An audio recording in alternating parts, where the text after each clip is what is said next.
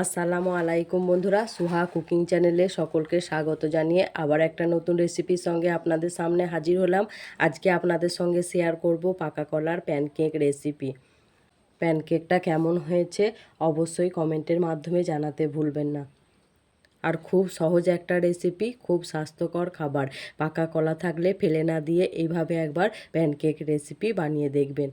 যদি আপনারা বানিয়ে না থাকেন এই কেকটা, অবশ্যই আমার রেসিপি দেখে কেকটা বানিয়ে নেবেন। খেতে খুবই মজাদার হয়। খুব অল্প সময়ে অল্প উপকরণ দিয়ে আপনারা বানিয়ে নিতে পারবেন।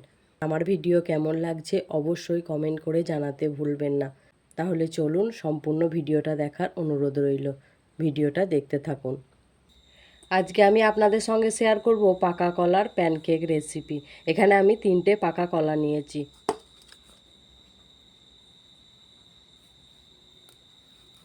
কলাগুলোকে প্রথমে খোসা ছাড়িয়ে নেব।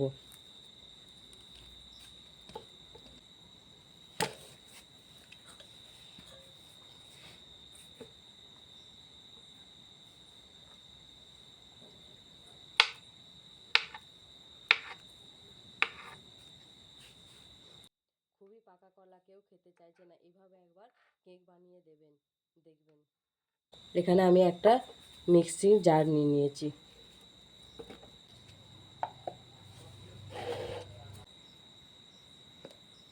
এবার এটাকে ঢেলে নেব।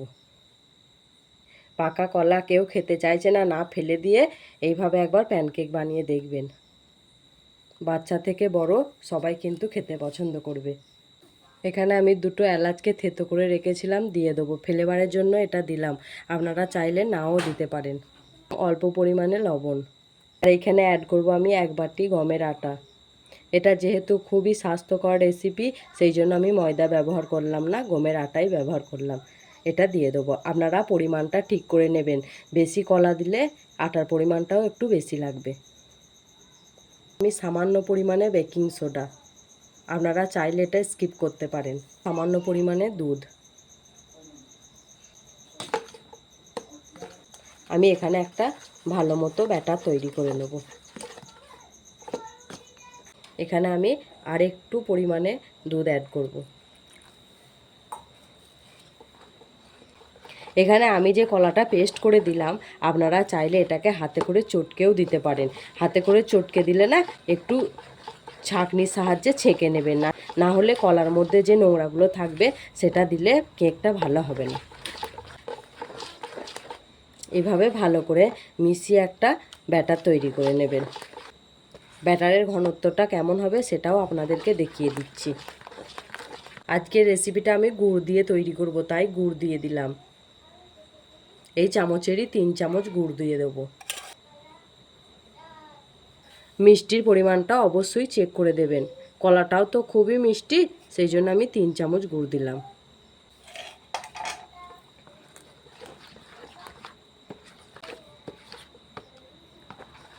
আমি মিষ্টিটা চেক করে দেখেছিলাম, হালকা মিষ্টি হয়েছে, তাই আমি আরও 2 চামচ গুড় অ্যাড করব।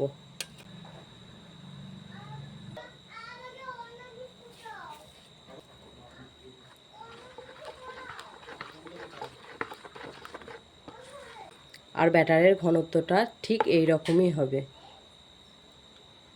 দেখে আপনারা বুঝতেই পারছেন। খুব পাতলাও হবে না, খুব ঘনও হবে না। এইভাবে ঘনত্বটা করে নিলে দেখবেন পারফেক্ট প্যানকেক রেসিপিটা তৈরি হবে। আমার ছেলেটা পাকা কলা খেতে চায় না, কিন্তু এইভাবে প্যানকেক বানিয়ে দিলে খেয়ে নেয়, তাই ভাবলাম আজকে আমার বন্ধুদের সঙ্গে এই কেক রেসিপিটাও শেয়ার করা যাক। তাহলে চলুন রেসিপিটা শুরু করে দিই। গ্যাসে কড়াটা চাপিয়ে দিয়েছি, কড়াটা গরম হয়ে গিয়েছে। এবারে আমি ঘি নিয়ে একটু ঘি ব্রাশ করে নেব। আপনারা এখানে সাদা তেলও ব্যবহার করতে পারেন। একটু ভালো করে ঘি দিয়ে ব্রাশ করলে কেকটা তলায় লেগে যাবে না, খুব সুন্দর মতো উঠে পড়বে। আমি অল্প অল্প ব্যাটার দিয়ে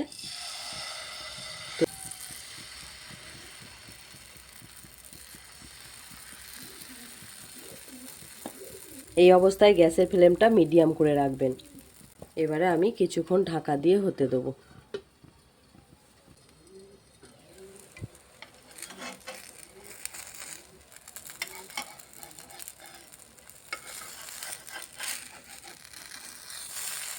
আরও এক পিঠ আমি ভালোভাবে হইয়ে নেব।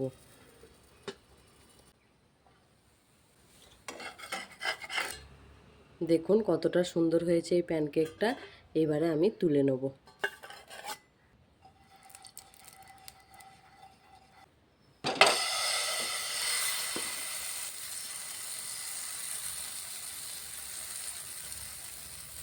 আর এইভাবে ঢাকা দিয়ে এপিট ওপিট করে কিছুক্ষণ সময় দিয়ে হইয়ে নেবেন।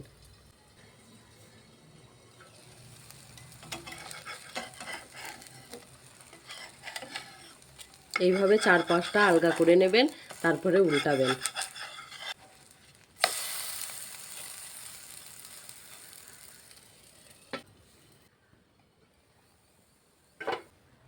দেখুন কতটা সুন্দর হচ্ছে।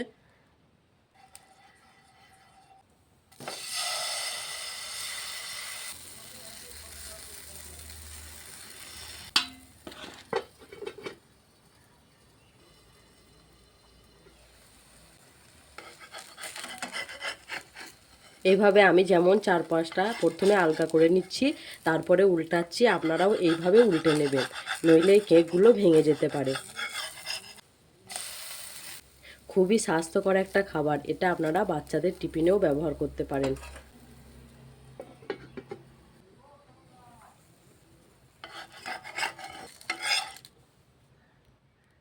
তাহলে চলুন আমি সবগুলো এক এক করে ভেজে নিই, তারপরে আবার আপনাদের সঙ্গে ফিরে আসছি।